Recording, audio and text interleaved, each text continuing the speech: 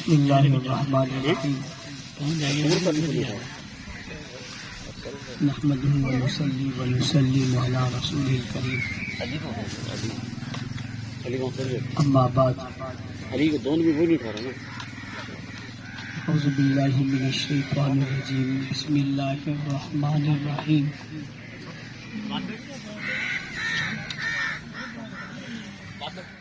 انا انزلناہ فی لیلۃ القدر وما ادراک ما لیلۃ القدر لیلۃ القدر خیر من الف شہر صدق اللہ العظیم۔ جس موقع پہ ہم یہاں جمع ہیں، یہ مہینہ بھی اور یہ وقت بھی بہت اہم ہے۔ ہر وہ کام جو دین ہو اسے سنت کے مطابق کرنا ہی بھلا بھی لگتا ہے اور اس میں اثر بھی ہوتا ہے، اور اس کے مطابق یہ وقت دعاؤں کا ہے، نہ کسی تقریر کا ہے نہ کسی تقریب کا ہے۔ اس وقت میں دعائیں قبول ہوتی ہیں، اور یہ جو وقت آج کا ہے، آج کا جو وقت ہے یہ پورا سال پھر نہیں آئے گا۔ ہم جتنی کوشش کر لیں یہ وقت پھر نہیں آئے گا۔ تقریر پھر ہو سکتی ہے، وعظ پھر ہو سکتا ہے، بیان پھر ہو سکتا ہے، مگر اس وقت کو پورا سال تلاش کریں گے تو نہیں آئے گا۔ پھر یہ وقت سال بعد آئے گا، یہ کنفرم ہے، لیکن اب ہم ہوں گے یا نہیں ہوں گے یہ کوئی کنفرم نہیں ہے۔ اس لیے اس کا مطلب یہ ہوا کہ وقت ہماری زندگی میں جو ہے وہ بڑا اہم ہے۔ نہ معلوم ہمیں یہ قیمتی وقت پھر زندگی میں مل سکے یا نہ مل سکے۔ اس کی کئی مثالیں ہمارے پاس موجود ہیں کہ گزشتہ سال ہمارے پاس لوگ تھے اور آج نہیں ہیں، اس لیے اس کا تو ایک ایک سیکنڈ بھی اتنا قیمتی ہے، اسے ضائع نہیں کیا جا سکتا۔ ہمارے بھائی بات نے یہاں یہ بھرپور محفل سجائی ہے،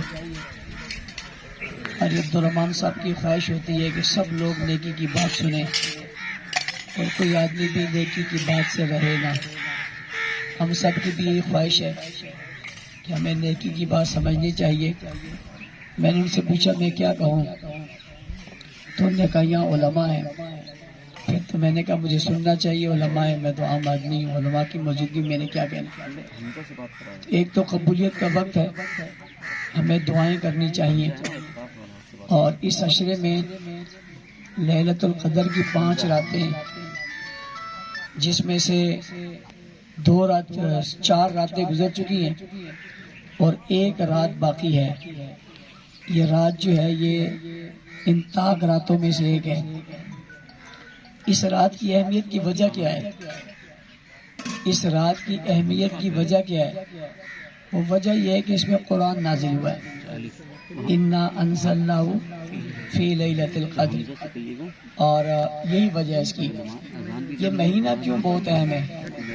اس کی ایک وجہ ہے، شہر رمضان الذی انزل فیہ القرآن، اس میں قرآن نازل ہوا ہے۔ مکہ بہت محترم شہر ہے، اس کی کیا وجہ ہے؟ ببکۃ مبارکہ، اس میں قرآن نازل ہوا ہے۔ عربی بہت اہم زبان ہے، اس کی کیا وجہ ہے؟ بلسان عربی مبین، یہ قرآن کی زبان ہے، عربی قرآن کی زبان ہے۔ مکہ قرآن کا شہر ہے، اور رمضان قرآن کا مہینہ ہے، اور لیلۃ القدر قرآن کی رات ہے۔ اب سمجھنا، ساری دنیا کی راتیں مل جائیں، اس میں جمعے کی رات بھی ہو، اس میں عیدین کی رات بھی ہو، اس میں رمضان کی راتیں بھی ہوں، وہ سب مل جائیں، کیا وہ لیلۃ القدر کا مقابلہ کر سکتے ہیں؟ نہیں۔ کیوں؟ اس رات میں قرآن اترا ہے، اس کا مقابلہ، یہ فضیلت اتنی اعلیٰ ہے کہ اس کا مقابلہ کوئی نہیں کر سکتا۔ خیر من الف شہر، اس ایک رات کی عبادت 1000 مہینے کی عبادت سے بہتر ہے، زیادہ ہے۔ اب کسی رات میں بھی یہ تو نہیں کہ 1000 مہینے سے بہتر ہو، لہٰذا اس جیسی کوئی رات نہیں ہے۔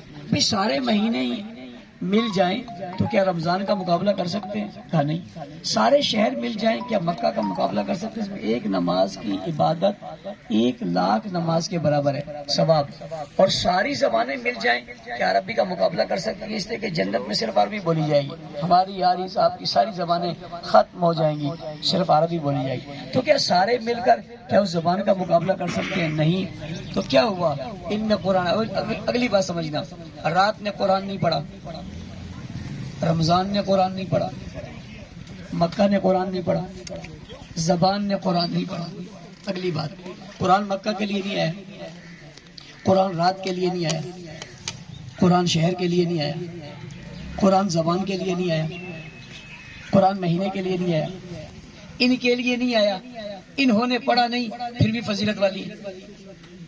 پھر رمضان ان کے لیے نہیں آیا، انہوں نے پڑھا نہیں پھر بھی فضیلت والی ہے۔ اچھا اگلی بات، انہوں نے قرآن کے لیے مار بھی نہیں کھائی، نہ اس رات نے کوئی دکھ سے جی لے، نہ اس مہینے نے کوئی دکھ جی لے، نہ مکہ نے اس پر کوئی زخم کھائے ہیں، نہ زبان نے کوئی زخم کھائے ہیں۔ یہ پھر بھی اعلیٰ ہے، یہ پھر بھی اعلیٰ ہے۔ جن کے لیے قرآن اترا، جنہوں نے قرآن کے لیے مار کھائی، جو قرآن میں آئے، جن نے قرآن کو پڑھا، جنہوں نے سمجھا، جنہوں نے پھیلایا، وہ اعلیٰ نہیں ہے،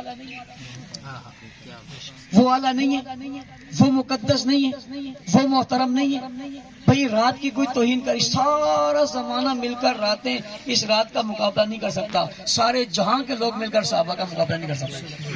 یہی وجہ ان کی فضیلت کی، وہ اس رات میں قرآن آیا ہے اور ان کے لیے قرآن آیا ہے۔ کیوں آیا قرآن؟ ھدی للناس، لوگوں کی ہدایت کے لیے۔ شہر رمضان الذی انزل فیہ القرآن ھدی للناس، قرآن انسانوں کی ہدایت کے لیے ہے۔ انسان کون ہے؟ وَإِذَا قِيلَ لَهُمْ آمِنُوا كَمَا آمَنَ النَّاسُ، وَإِذَا قِيلَ لَهُمْ آمِنُوا كَمَا آمَنَ النَّاسُ، ایسا ایمان لاؤ جیسے لوگ کہیں لائیں۔ قرآن کیوں آیا؟ کتاب انزلناہ الیک لتخرج الناس، لوگ اندھیروں من الظلمات الی النور، لوگ اندھیروں سے نکال کر روشنی میں لائے۔ قرآن کیوں آیا؟ لوگوں کو اندھیروں سے نکالنے کے لیے۔ قرآن کیا ہے؟ لوگوں کو چمکانے کے لیے۔ قرآن کیوں ہے؟ ہدایت کے لیے۔ ہدایت کون ہے؟ فَإِنْ آمَنُوا بِمِثْلِ مَا آمَنْتُم بِهِ فَقَدِ اهْتَدَوْا۔ بھائیو بات سمجھنے کی کوشش کرو، رات کی بات کرتے ہو فضیلت والی مانتا ہوں، مہینے کی بات کرتے ہو مانتا ہوں، شہر کی بات کرتے ہو مانتا ہوں، ہاں زبان کی بات کرتے ہو مانتا ہوں، اس انسان کی بات کیوں نہیں کرتے جن نے قرآن صرف لیا نہیں بلکہ لکھا؟ پھر رات نے قرآن نہیں لکھا، مہینے نے قرآن نہیں لکھا، زبان نے قرآن لکھا، شہر نے قرآن نہیں لکھا۔ سمجھو، جبرائیل نے قرآن نہیں لکھا، حضور نے قرآن نہیں لکھا، اللہ نے خود قرآن نہیں لکھا۔ یہ لکھا کس نے؟ وہ محترم نہیں؟ فی صحف مکرمہ مرفوعۃ مطہرہ بأیدی سفرہ، وہ لکھنے والے کون ہیں؟ بھائی اس رات میں قرآن آیا ہے، صحابہ تو خود قرآن میں آ گئے، صحابہ قرآن بن گئے، وہ قرآن کی آیتیں بن گئے۔ تو ان کی کوئی توہین کرے تو ہم کہتے ہیں تو نے رات کو برا کہہ دیا، تو نے شعر کو برا کہہ دیا، تو نے زبان کو برا کہہ دیا۔ اس پر بھی بولنا چاہیے، لیکن جو سب کا ماخذ اور سب کچھ لکھا۔ لیکن حضور علیہ السلام کو صرف قرآن پڑھنے کے لیے ان کو نہیں دیا تھا، حضور کو صرف حضور کو قرآن پڑھانے کے لیے دیا تھا۔ تو حضور کو قرآن پڑھانے کے، حضور نے پڑھایا کس کو ہے؟ پڑھایا کس کو ہے؟ صرف پڑھایا نہیں، وَيُعَلِّمُهُمُ الْكِتَابَ وَالْحِكْمَةَ لقد من اللہ علی المؤمنین اذ بعث فیہم رسولا من انفسہم یتلو علیہم آیاتہ ویزکیہم ویعلمہم الحکمہ۔ ڈیوٹی لگا دی، جس قرآن کو ڈیوٹی لگا دی اترنے کے بعد انہیں پڑھاؤ، اور انہیں پھر پڑھایا اور وہ اس میں آ گئے، اور شان نزول بھی وہی ہیں، شان ورود بھی وہی ہیں، تفسیر بھی وہی ہیں، تشریح بھی وہی ہیں، آیاتیں بھی وہی ہیں، اور نشان بھی وہی ہیں، اور منزلیں بھی وہی ہیں، پڑھتے بھی وہی ہیں، پڑھاتے بھی وہی ہیں، لیتے بھی وہی ہیں، دیتے بھی وہی ہیں، جاتے بھی وہی ہیں، آتے بھی وہی ہیں، عمل بھی وہ بنتے ہیں، مومن بھی بنتے ہیں، متقی بھی بنتے ہیں، پرہیزگار بھی بنتے ہیں، شرافت دار بھی بنتے ہیں، حیات سب کچھ وہی بنے، تو ان کی توہین ہو جائے ہم چپ ہیں؟ تو علماء کرام اور معززین علاقہ اور میرے محترم دوستوں، جب ان کی توہین ہو تو ہمیں بولنا چاہیے، اس لیے کہ ساری چیزیں اس عمارت پر کھڑی ہیں، یہ عمارت گر جائے گی تو پیچھے کچھ بھی نہیں بچے گا۔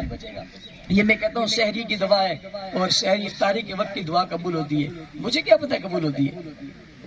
ہم کہتے ہیں جناب یہ تراویح کا ثواب ہے، ہمیں کیا پتہ تراویح کس نے پڑھائی تھی؟ تراویح کون تھا تراویح پڑھانے والا؟ ہم کہتے ہیں جناب یہ نماز کا، کس نے بتایا ہمیں نماز کا ثواب ہے؟ بھائی یہ سارے ثواب ہمیں بتائیں، ہم سینے پر ہاتھ رکھ کر کہتے ہیں ہمیں معلوم ہے. بھائی تمہیں کس نے بتائے؟ خود موجود تھے. کہتے ہیں نہیں، بتانے والا ایک ہی طبقہ ہے اور اسے صحابہ کہتے ہیں. یوں ہی تو ہم صحابہ کی بات نہیں کرتے، ہم کوئی دیوانے پاگل مجنون نہیں ہے. آج لوگ پارٹیوں کے لیڈروں کی باتیں کرتے ہیں، وہ لیڈر. یہ کیا لیڈر ہے؟ ان کی کیا حیثیت ہے؟ یہ تو پاؤں کی، صحابہ کے پاؤں کی خاک کے یہ سارے مل جائیں تو اس کے برابر نہیں. بے شک. تو ہم ان کی عظمتوں کی بات کریں. ہم سب کا فریضہ ہے، جن لوگوں نے ان کے لیے جانیں دی، قربانیاں دی، اپنے آپ کو قربان کیا اور دنیا سے چلے گئے، اور اس پہرا دیتے ہوئے ان کے لیے لڑتے رہے، وہ قابل رشک بھی ہیں، قابل احترام بھی ہیں، قابل عزت بھی ہیں، قابل قدر بھی ہیں. ہمیں ان کی عزت اور ناموس کے لیے جنہوں نے جانے دی ان کا ساتھ بھی دینا چاہیے، تعاون بھی کرنا چاہیے، اور ان کے لیے ہمیں اپنی ہمدردیوں کا اظہار بھی کرنا چاہیے. اللہ تعالیٰ ہمیں عمل کی توفیق عطا فرمائے. مفتی شکیل جب دعا فرمائیں گے، دعا کا